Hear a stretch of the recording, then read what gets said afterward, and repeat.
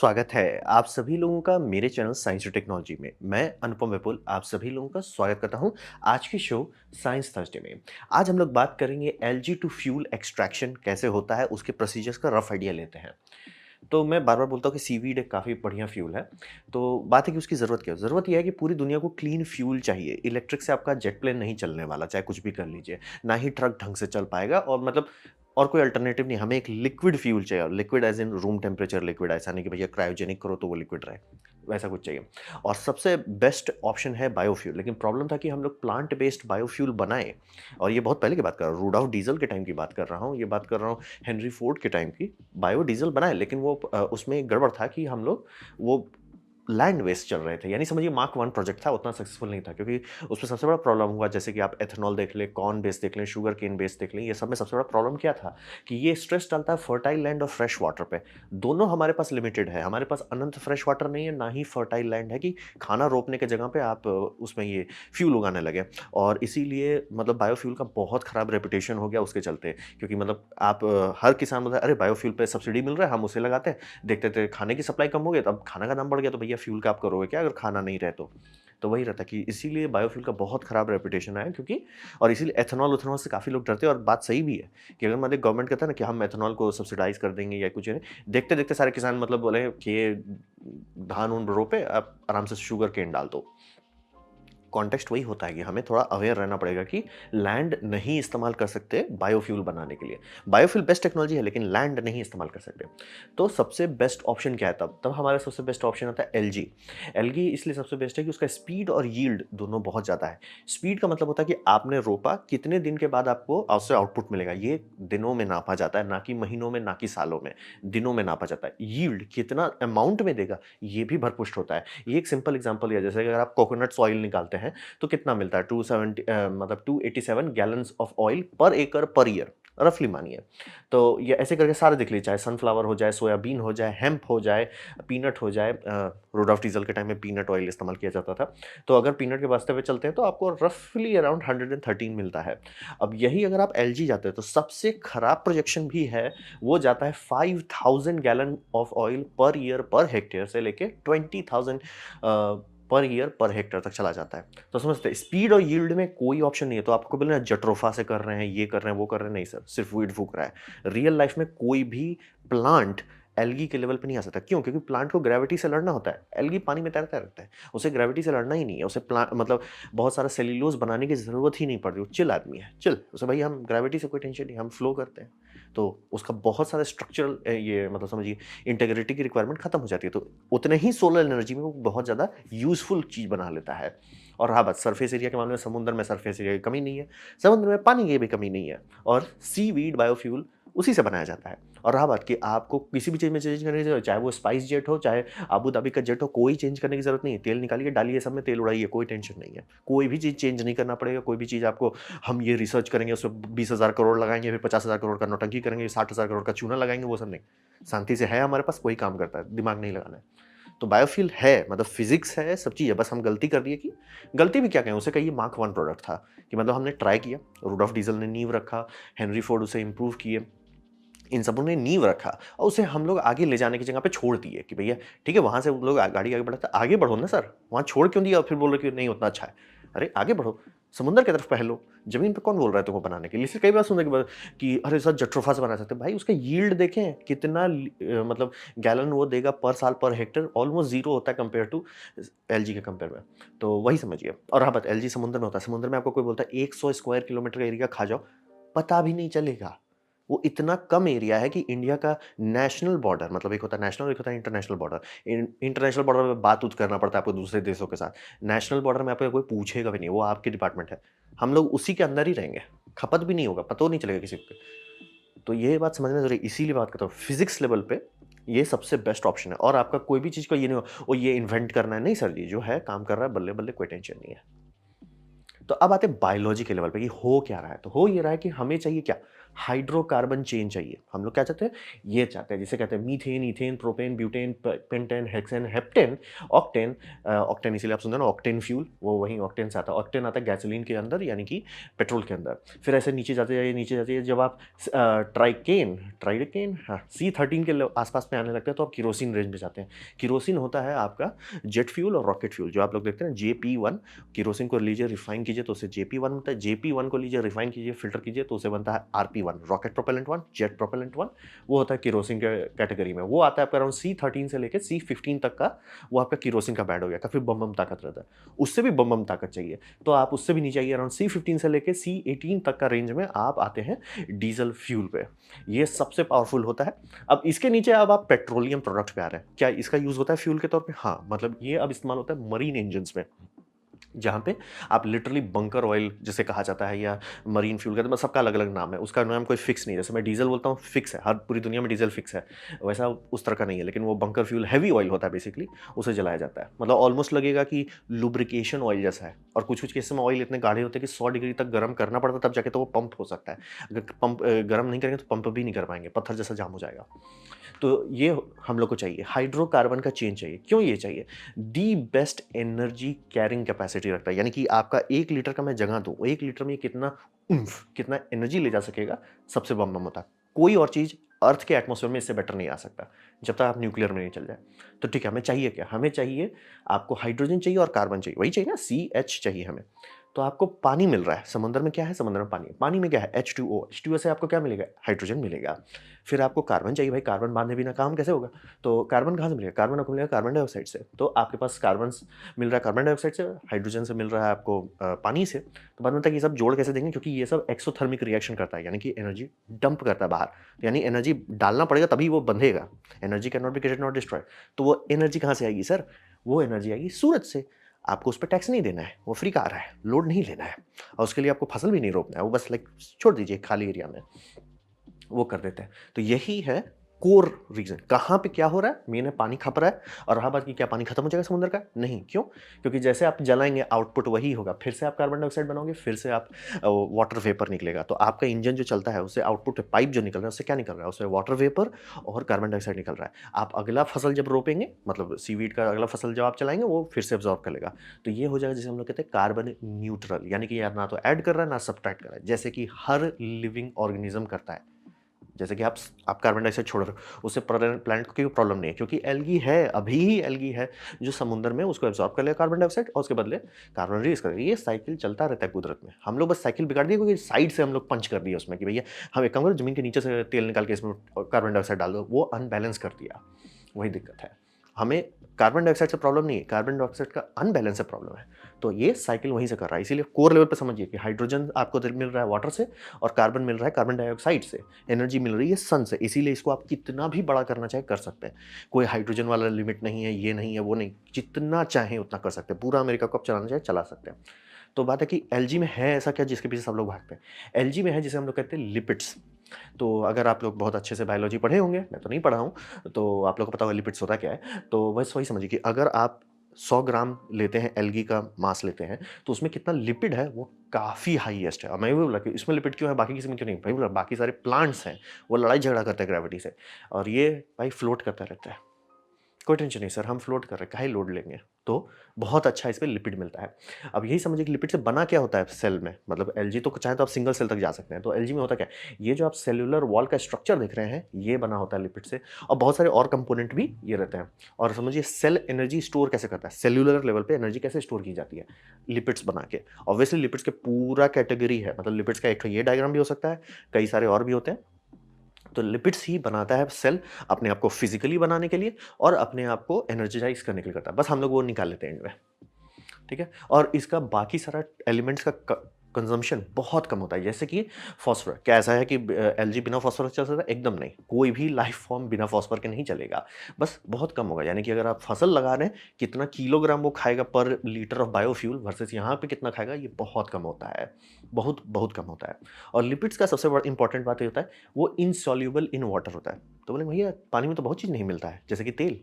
Lipids exactly वही होता है। आप जो तेल मतलब तेल से खाना बनाते हैं, जो आप सुनते हो ना फैट है, चाहे आपका चीज़ हो जाए, बटर हो जाए, है क्या वो सब? लिपिड है। लिपिड के अलग-अलग कैटेगरीज़ हैं।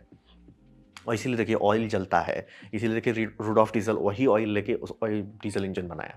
तो यही समझना बहुत ज़रूरी है। और ऑब्वियसली ऑयल में आपको अलग-अलग रेंज के मिलेंगे कि मतलब उसमें आराम से डेक्टेन हो सकता है, ट्राइडेंट हो सकता है, या आप देख सकते हैं कि इतने बड़े-बड़े चेन मिलते हैं। जनरली यहाँ साइड से बाँधा रहता है चेन, इसलिए ये मतलब पूरी तरह से वो नहीं है, क्या बोलते हैं, मतलब शुद्ध हाइड्रोकार्बन नहीं है, ये ज़्यादा थिक है, लेकिन चाहें तो इसे आप आराम से डाल सकते हैं डीजल इंजन में, चलेगा। बट कीजिएगा मत, क्योंकि डीजल इंजन एक्सपेक्ट और चीज़ कर रहा है और उसका फ्यूल प्रोसेसर उस हिसाब से बनाया नहीं गया है, तो चलने का चल जाएगा और पुराने वाले को तो कोई फ़र्क को नहीं पड़ेगा, नए वाले पे मत ट्राई कीजिएगा। तो वही समझिए लिपिड्स जो है हम लोग को ऑयल और फैट्स निकालता है और कोर फोकस वही है कि हमें लिपिड कंटेंट बढ़ाना है। यानी काफ़ी जगह आप लोग देख रहे हो कि साइंटिस्ट रिसर्च कर रहे हैं, तो क्या रिसर्च कर रहे हैं? जब एलजी में लिपिड है तो हम लोग क्या रिसर्च कर रहे हैं? बात है एलजी के काफ़ी सारे वैराइटीज़ हैं और काफ़ी सारे हाइब्रिड वैराइटी हम लोग बना रहे हैं। तो हम लोग का मेन कोर है कि मान लीजिए अगर एक एलजी के सेल को देखते हैं, तो उसमें आता है भैया इसमें 20% बाय मास इसमें लिपिड है। हम लोग चाहते हैं कि वो 40 हो जाए या 50 हो जाए। अगर वो बढ़ जाता है, पर लीटर ऑफ बायोफ्यूल का जो लिक्विड पे आप काम कर रहे हो उससे कितना यूज़फुल फ्यूल निकलेगा वो बहुत बढ़ जाएगा। तो सारा रिसर्च एंड डेवलपमेंट उस पे रहता है, लिपिड कंटेंट पे। और अगर मान लीजिए सबसे कम भी, इसीलिए बोले कि एलजी का अगर आप देखेंगे आउटपुट जो है बहुत बड़ा नंबर देता है कि भैया 6000 से 20000 तक। कारण वही कि कुछ-कुछ स्ट्रेन्स हैं जिसमें बहुत कम लिपिड्स है, तो भी वो काम करेगा, और जिसमें बम-बम लिपिड है वो तो अति उत्तम प्रॉफिट देगा। तो ये हुआ बायोलॉजिकल लेवल पे, इसीलिए समझिए हम लोग को ये सारा चाहिए हाइड्रोकार्बन, और इसको कोई टेंशन नहीं, खत्म नहीं होगा। क्यों? ना समुद्र से पानी खत्म होने वाला है, ना आसमान से कार्बन डाइऑक्साइड खत्म हो रहा है, ना ही सूरज का बिल आने वाला है। तो इसीलिए इसे बहुत बड़ा कर सकते हैं। ये हुआ जिसे हम लोग कहते हैं जेन 3 बायोफ्यूल। जमीन नहीं खपा रहे हैं, कोई भी ऐसा चीज आप नहीं कंज्यूम कर रहे हैं जो खत्म हो सकता है या नुकसान पड़ेगा या किसी को फर्क पड़ेगा। और यही सब क्या बना है? यही हम लोग यही मॉलिक्यूल्स निकालना चाहते हैं कि भैया तुम बना रहे हो ना हमारे लिए, हमें ही दे दो, ये हाथ मुझे दे दो ठाकुर। तो अब बात करते हैं उसे एक्सट्रैक्ट कैसे करेंगे। तो एक्सट्रैक्ट करने के लिए सबसे पहले आपको समझना पड़ेगा जो आप निकाल रहे हो, सीवीड निकाल रहे हो, वो 80% तो सिर्फ पानी है। पानी का आपको कुछ करना नहीं है। तो उसको सबसे पहले आप सुखाओगे। वो कैसे करते हो वो आप पे है। जनरली उसके धूप में छोड़ दिया जाता है। सबसे आसान तरीका है, सूरज का बिल नहीं आ रहा है तो उसे आराम से धूप में रखो तो सूख जाता है। फिर होता है ड्राई मास को जाते भेजते हैं आप ऑयल एक्सट्रैक्शन पे। अब यहाँ पे समझिए बहुत सारे ऑप्शन है। जैसे ऑप्शन है कि आपका सॉल्वेंट बेस्ड सिस्टम। तो जैसे आप लोग देखते हो सरसों का तेल हो जाए, नारियल का तेल हो जाए, जो भी सिस्टम है उसमें सब कंपनी के पास ऑप्शंस रहते हैं कि वो कैसे एक्सट्रैक्ट करते हैं लिपिड्स को। तो उसमें आपको इस तरह के ऑप्शन मिल जाएंगे कि आप ऑयल डालें, ऑयल में बहुत सारा चीज़ मिक्स रहता है, उसमें आप मेथनॉल डालें, मेथनॉल का ट्राइग्लिसरॉल अलग करें, वोलेटाइल कंपाउंड अलग करें और हेक्सेन करके एक-एक करके अलग कर सकते हैं। ये प्रोसीजर पूरा आपके हाई लेवल केमिस्ट्री में पढ़ाया जाता है। जो आप लोग देखते हैं ऑयल एक्सट्रैक्शन प्रोसेस, यही है ऑयल एक्सट्रैक्शन प्रोसेस, कि आप अलग कर सकते हैं कि उस लिपिड के में बहुत सारी चीज़ मिल रहा है, आपको बहुत सारी चीज़ नहीं चाहिए, आपको एग्जैक्टली वही चाहिए जो काम का है, तो आप प्रोसेस करके निकाल लीजिए, तो इससे तेल निकलता है। यहाँ समझिए, यहाँ तेल निकलता है। तो ये हुआ सॉल्वेंट बेस। सॉल्वेंट बेस में एनर्जी कम लगता है, ये बात सही है, लेकिन महंगा बहुत होता है क्योंकि ऑब्वियसली सॉल्वेंट्स लग रहे हैं। दूसरा ऑप्शन होता है, मतलब उसका वही समझिए, तो उसका फ़ायदा है यील्ड अच्छा होता है, यानी कि 100 किलोग्राम आपका ड्राई एल्गी गया था तो कितना लीटर निकलेगा वो अच्छा होता है। लेकिन कॉम्प्लेक्स है और एक्सपेंसिव है, क्योंकि समझिए अच्छे खासे इंजीनियर्स होने चाहिए जो इसको समझ सकते हैं। सारे तेल बनाने वाली कंपनी के पास इंजीनियर्स बैठे रहते हैं ये सब करने के लिए। फिर हो गया कि थोड़ा सिंपल ऑप्शन, मैकेनिकल प्रोसेस।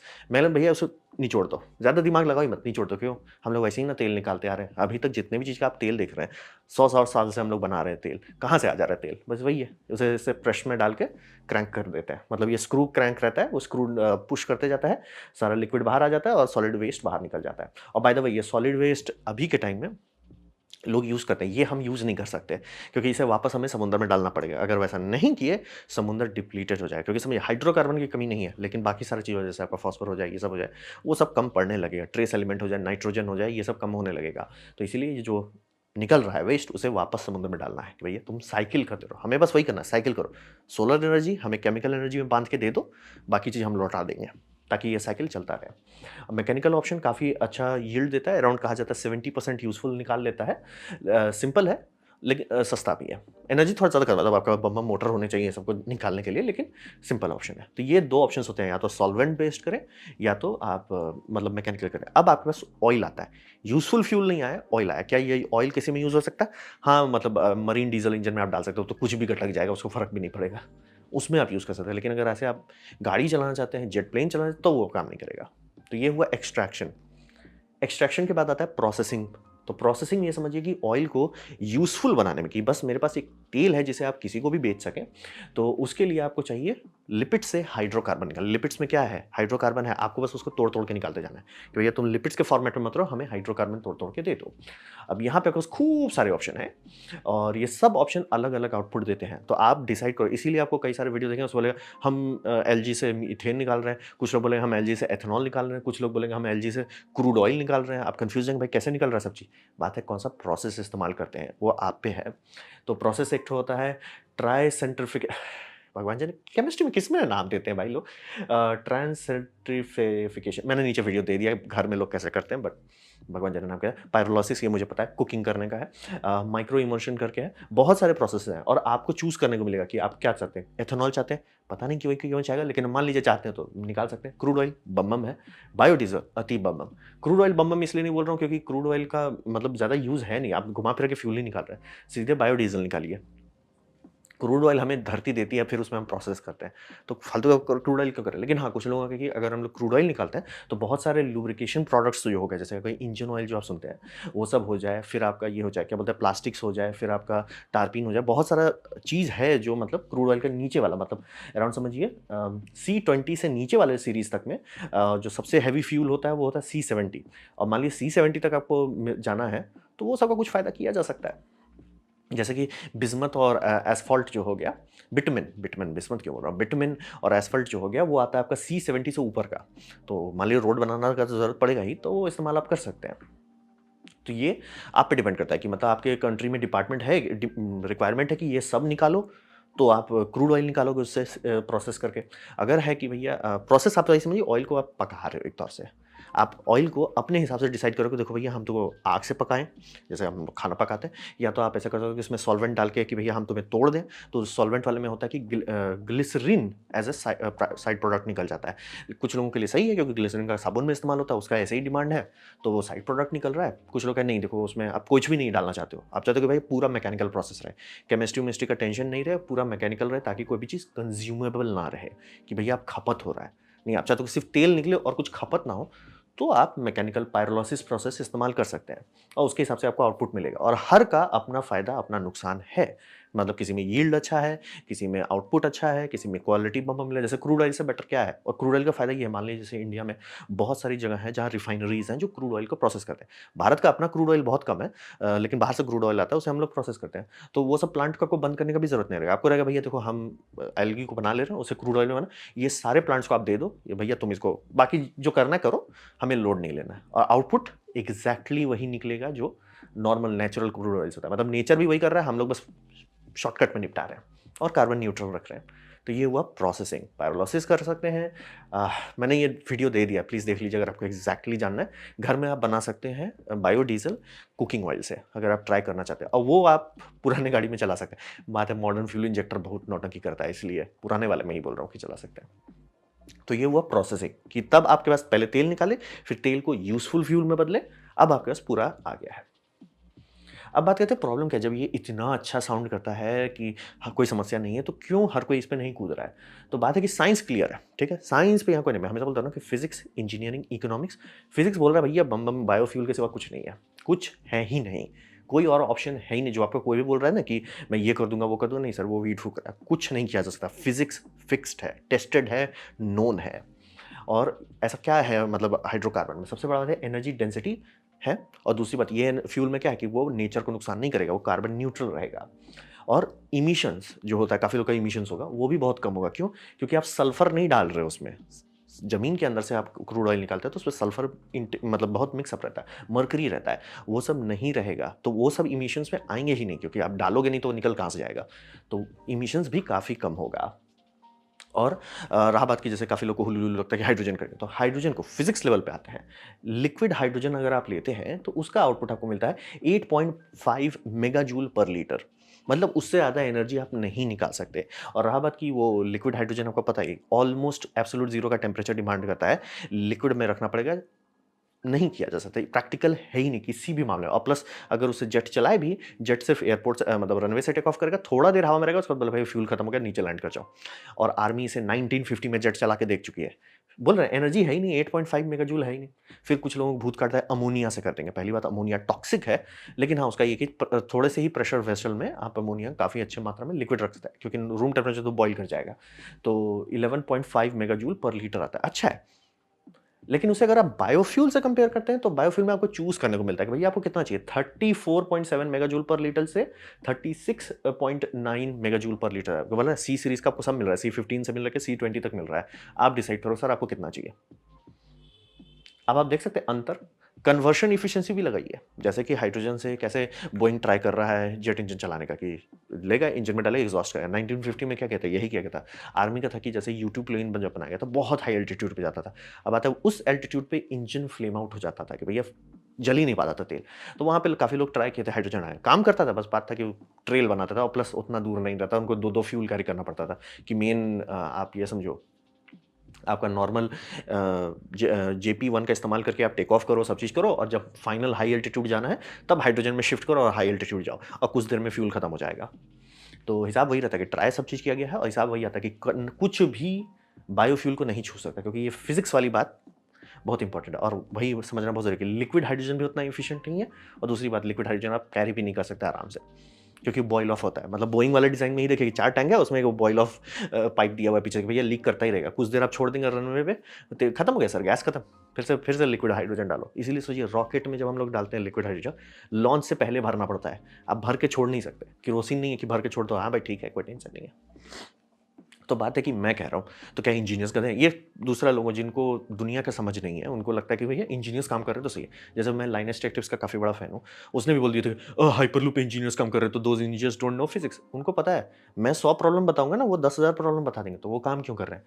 दो मेन चीज़ समझिए, बैंस, यानी कि बहुत सारे लोग जिनको अच्छी समझ नहीं है साइंस की, वो बस बैन करने पे लगे हुए हैं कि हम बैन कर देंगे डीजल को, हम बैन कर देंगे जेट फ्यूल को, हम बैन कर देंगे हाइड्रोकार्बन को। अब वो बैन कर देंगे तो भैया इंजीनियर करेगा क्या? और इंजीनियर सिखा थोड़ा सा सकता है। इंजीनियर मतलब खुद इंजीनियर बनने में 10 को लगती है, इंजीनियर कैसे सिखाएगा पॉलिटिशियन को? और आधा से ज़्यादा पॉलिटिशियन तो यहाँ लॉयर बन के बैठे हुए हैं, और वो डिसाइड कर रहे हैं देश का। अब तो वो क्या करें, डम पब्लिक और बैन के कारण इंजीनियर फोर्स्ड हो जाते हैं कि भैया मैं करूँ तो करूँ क्या। और यहाँ पे आपको ये भी समझा, इंजीनियर इंसान है। जितने भी लोग हाइपरलूप में हुलुलुलु कर रहे थे, उन्हें पता था कि हाइपरलूप नहीं काम करेगा। वो क्यों कर रहे थे? पहली बात, दो चीज़ हो सकता है, वो बचकाने हो सकते हैं, मतलब कि एक होता है ना कि शुरू-शुरू में हर के पास रहता है कि अरे हम ये करेंगे हो जाएगा। सीनियर इंजीनियर बोलता है हाँ, हाँ, ट्राई करो ना, ट्राई करो। मतलब ये सबके साथ होता है। मैं भी जब आर्टिस्ट बना था, अरे हम तो गर्दा उड़ा देंगे, जब मैं पहली बार जॉब पढ़ा, अरे जूता चप्पल पड़ गया। सबके साथ होता है, सबके साथ होता है, सबके साथ होता है। इंजीनियर्स के साथ भी होता है कि वो स्टार्ट करते हैं, अरे हम ये कर लेंगे, फिर होता है अच्छा ये इसलिए नहीं कर रहे थे कोई। समझ रहे? मतलब ये रियल लाइफ है, हर के साथ हो रहा है। दूसरा ये हो सकता है कि उनको सैलरी मिल रही है ना भाई, अब उसको क्यों अपना ये है ना रॉक द बोट। आप मेरे को सैलरी दे रहे हो, आप मुझे बोल रहे हो कि भैया हाइड्रोजन से तुम जेट इंजन चलाओ, ठीक है मैं कर देता हूँ, मैं कर देता हूँ। आप मुझे सैलरी दे रहे हो, मेरे को क्या लेना देना है? और दूसरी बात, कंपनीज़ क्यों करे? वही बोला कि बैन कर रही है। मतलब बहुत सारे यूरोपियन का हम बैन कर देंगे, हम बैन कर देंगे, हम बैन कर देंगे, तो इट्स लाइक करें क्या? बस कि अमोनिया कर नहीं सकते, टॉक्सिक है, और पावर भी नहीं है। हाइड्रोजन भगवान जाने क्या फूँका हुआ है। मतलब लोग भूल गए कि हाइड्रोजन कहाँ है पीरियोडिक टेबल में। मतलब पीरियोडिक टेबल हम लोग क्या बोलते हैं बैटरी में, एनर्जी डेंसिटी नहीं है। और किसी को ये नहीं समझ में हाइड्रोजन पीरियोडिक टेबल में सबसे हल्का एलिमेंट है। तो वही समझिए कि इसी कारण से इंजीनियर काम कर रहे हैं। उन्हें अब मतलब मैं 100 प्रॉब्लम बताऊंगा, वो तो पूरा पीएचडी थीसिस लिख देंगे कि क्यों नहीं किया जा सकता, और बोल रहे हैं 1950 से कर रहे हैं, लिख के दे चुके हैं, पेपर पे पेपर निकाल चुके हैं। एलजी सीवीट पे जो मैं काम कर रहा हूँ, बहुत सारे आपको पेपर मिलेंगे, रिसर्च पेपर, सब लोग करके बैठे हुए हैं। लेकिन बस वही है कि आम पब्लिक को सिखा पाना कि नहीं भैया आप नहीं हाइड्रोजन पे नहीं अमोनिया पे चल सकते, यही में बैंड बज रही है, और वो लोग हाथ बंद गया उनका कि भाई मैं क्या करूँ। ट्राई किया, 1950 से किया गया, रूडोल्फ डीजल से किया गया, नहीं हो पा रहा, तो थक गए लोग। वही होता है। और फिर एक कॉमन चीज़ आपको हर कोई बोलेगा जो इसके अगेंस्ट रहता है कि नहीं वो बहुत महँगा है। अब रहा बात, कोई भी चीज़ महँगा ही शुरू होता है। याद है आपको 1973 में फ़ोन का दाम कितना था? करोड़पति नहीं, अरबपति ही इसे छू सकते थे। फिर आपका 1993 में अच्छा अमीर लोग खरीदा, 2004 में अच्छा आप अपर मिडल मीडियम क्लास, 2007 अब तो किस सब रिक्शा वाला के पास मोबाइल फ़ोन मिल जाता है। तो हिसाब वही समझिए, हर चीज़ का दाम तब घटता है जब उसमें इन्वेस्टमेंट होता है। उल्टा नहीं होता कि दाम घट जाए तब हम इन्वेस्टमेंट करेंगे। यही चक्कर में हम लोग फँसे पड़े हुए हैं। जबकि देखिए मोबाइल में, इसीलिए बोल रहा हूँ मोबाइल रियल वर्ल्ड एक्सपीरियंस है। आप लोगों को पता होगा कि कितना ज़्यादा पैसा लगता था मोबाइल में। जैसे एग्ज़ाम्पल देते हैं, मेरे फैमिली में पापा सबसे पहला फ़ोन लिए थे सैमसंग C100 कलर फ़ोन था। 8,500 रुपए का था और कुछ नहीं था, ना मतलब उसमें ना मेमोरी कार्ड था। मतलब उस टाइम तो ये होता था कि भाई 500 एसएमएस स्टोर हो सकता है उसमें। I am like wow! Wow! समझ रहे? कहाँ से कहाँ आ गए। क्यों हुआ? क्योंकि उसमें लोगों ने इन्वेस्टमेंट किया।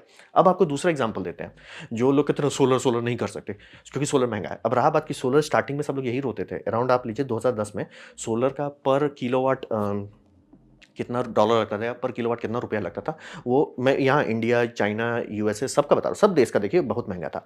धर, धर, धर, धर, धर, धर, धर, धर करके 2020 मतलब अभी का बात कर रहा हूँ, घट गया दाम। क्यों घटा? इन्वेस्टमेंट हुआ। सब लोग इस पे बायोफ्यूल में उल्टा चल रहे हैं कि नहीं, नहीं दाम कम होता तो हम इन्वेस्टमेंट करते हैं। इसलिए आप इन्वेस्टमेंट करोगे तब दाम घटेगा। मतलब ये आप कुछ साल पहले आप अराउंड समझिए 2010 में किसी को बोलते कि इंडिया में कई गीगावाट के सोलर फार्म लगे हैं, लोग बोलते भैया तुम क्या फूके हो, वो बहुत महंगा पड़ेगा, लूट मारेगा। आज कोई ध्यान भी नहीं देता, कोई ध्यान भी नहीं देता, इसलिए दाम इतना घट गया है। आपका कंप्यूटर हो जाए, आईबीएम बोलता था भाई कंप्यूटर उतना प्रैक्टिकल चीज़ नहीं है, बहुत महंगा है, बहुत महंगा है। कैसे दाम घट गया? इन्वेस्टमेंट हुआ, दाम घट गया। वही समझिए, मोबाइल फ़ोन लीजिए, कंप्यूटर लीजिए, सोलर लीजिए, ये सब सस्ते कैसे हो गए? क्योंकि लोगों ने इन्वेस्टमेंट किया। ये जो उल्टी गंगा हम लोग बहा रहे हैं ना कि भैया दाम कम हो जाए, मतलब वही साइंटिस्ट लोग क्यों इसमें मतलब रिसर्च कर रहे हैं, वो ब्रेक करने की कोशिश कर रहे हैं कि भैया ₹5 हमें मिल रहा है, हम ₹5 में कोशिश कर रहे हैं कि किसी तरह से ऐसा एलजी का स्ट्रेन खोज लें जो ज़्यादा लिपिड दे, शायद लोग ये सीरियसली इसमें करने लगे। और वही बोलिए इंजीनियर्स फोर्स्ड हालत में हैं कि भैया आम पब्लिक को समझाया नहीं जा सकता, लॉयर बैठे-बैठे हैं कि हम डिसाइड करेंगे कि देश का क्या होगा, जिन्हें ये भी नहीं समझ में आ रहा कि भैया 8.5 मेगाजूल में आप क्या कर लोगे? अमोनिया में कि भैया अमोनिया टॉक्सिक है इंसान के लिए। यही भूल गए भाई, हमें उसके आस-पास रहना है। आपके आस-पास डीज़ल का स्पिल होगा, सँभाल लीजिएगा। अमोनिया का स्पिल होगा, आप ऊपर चले जाइएगा। और वही मतलब कहाँ से कन्वर्शन लॉस भी आप मान लो ना, 34% आप बोले 34 मेगाजूल का पूरा नहीं यूज़ करते, तो कौन सा लिक्विड हाइड्रोजन का पूरा भी यूज़ कर लोगे? तो कुछ भी किसी भी टेक्नोलॉजी को लीजिए, नहीं कम्पीट कर सकते। और इसीलिए बोल रहा हूँ कि बायोफ्यूल में हम लोगों ने गलती किया था कि ज़मीन से निकालने लगे, ना कि बनाने लगे। अगर हम लोग मतलब स्टार्टिंग में ही मतलब सीवीड का अवेयरनेस रहता कि अरे भैया सीवीड से वो ऑयल निकालो, ऑयल को एक्सट्रैक्ट करके इंजन चलाओ, हमें प्रॉब्लम ही नहीं होती ग्लोबल वार्मिंग की। लेकिन नहीं पता था, अब आ गया है। अब बात है कि बाकी सब लोग को सेक्सी न्यू टेक्नोलॉजी चाहिए। मतलब सोलर में सब लोग रोते थे कि सोलर सोलर बहुत बढ़िया है, अगर दाम कम होगा। हो तो गया सर दाम कम, लोग बनाने लगे, अब इस पे कोई ध्यान नहीं दे रहा। भैया बना लिया, दाम कम हो गया तो अब कोई ध्यान नहीं दे रहा। मोबाइल फ़ोन, अरे बहुत अच्छा होता अगर मोबाइल फ़ोन का दाम होता। आ गया, कम हो गया, कोई ध्यान नहीं देता। कंप्यूटर आ गया, कम हो गया, ध्यान नहीं दे रहे। यही यही किसी को मतलब ब्रेक करे कोई कि नहीं मैं इन्वेस्टमेंट करता हूँ, उस इन्वेस्टमेंट का फ़ायदा उठा के टाइम में वो घटेगा। रिलायंस का भी एक डिपार्टमेंट है जो एलजी पे काम कर रहा था, बट एलजी स्टूपिड है क्योंकि एलजी ज़मीन के ऊपर रहता है। ज़मीन में कहाँ से हंड्रेड्स ऑफ किलोमीटर आपको मिलेगा ज़मीन। तो ये एक दूसरा बात होता है कि ज़मीन वाला प्रैक्टिकल नहीं है। हाँ, क्या उनके पास केमिस्ट्री फिगर आउट हो जाएगा? हाँ, केमिस्ट्री उनका हो जाएगा भैया, एलजी से तेल निकालने का प्रोसेस वो ज़मीन पे सॉल्व कर सकते हैं।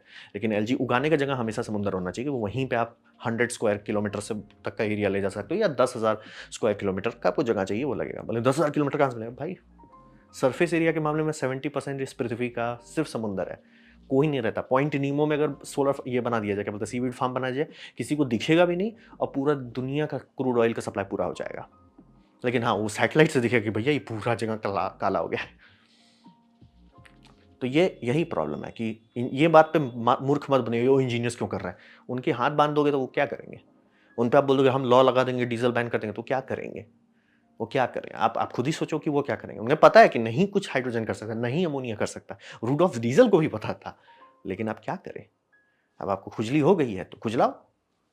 यही प्रॉब्लम है, इसीलिए सीविड का वो जो उल्टा डायरेक्शन चल रहा है ना कि दाम कम नहीं है। अरे भैया आप इन्वेस्टमेंट करोगे तो दाम कम होगा। दाम कम हो जाए तब आप इन्वेस्टमेंट करोगे तब तो कोई मतलब ही नहीं रहता ना। मतलब एप्पल ने उतना रिस्क लिया, इन्वेस्टमेंट किया, तब ना जाके आईफ़ोन बना। कंप्यूटर में इंटेल ने रिस्क लिया तब ना जाके दाम इतना कम हुआ। सारी कंपनीज़ जो सोलर सेल्स बना रही थी, रिस्क लिया, इन्वेस्टमेंट किया तब ना जाके दाम कम हुआ। ये उल्टा चल रहे हैं हम लोग कि नहीं उसका दाम ज़्यादा है, इसलिए दाम कम हो जाएगा। अगर टेक्नोलॉजी सॉलिड है, दाम कम हो जाएगा। इसका सीवीड का टेक्नोलॉजी सॉलिड है, कोई चेंज नहीं करना पड़ेगा। बोल रहे हैं क्रूड ऑयल वाले प्लांट्स को भी दिक्कत नहीं होगा। अरे सर आप बस क्रूड ऑयल आप दूसरे देश से ला रहे हैं, हम आपके लिए समुद्र से ले आ रहे हैं, क्या टेंशन है? आपको कोई फ़र्क भी नहीं पड़ेगा। वही प्रॉब्लम वही है, यही गोल-गोल घूमते रह जाता है। सबको पता है 1950 से सबको पता है, लेकिन हम लोग गोल-गोल घूम रहे हैं। तो ये था मेरा प्रेजेंटेशन, सीवीड से तेल कैसे एक्चुअली निकालते हैं। उम्मीद करते हैं आपको अच्छा लगा, कुछ सीखने मिला, कुछ समझ में आया हो। अगर ऐसा है तो प्लीज़ लाइक कर दीजिए, दोस्तों शेयर कर दीजिए, इससे मेरा काफ़ी भला होगा। नहीं अच्छा लगा, नहीं पसंद आया, कोई बात नहीं, आप डिसलाइक दबा सकते हैं। मैं कहूँगा डिसलाइक 2 बार दबाएँ, उससे मुझे पता चलेगा कितना नापसंद हुआ है। मैं आपसे कहूँगा कि कमेंट लिखें, मैं हर कमेंट को पढ़ने की कोशिश करता हूँ। आपसे कहूँगा सब्सक्राइब कीजिए, बेल दबाइए अगर आप फ्री हैं तो। आपने मेरा वीडियो देखा जान के मुझे बहुत खुशी हुई। धन्यवाद।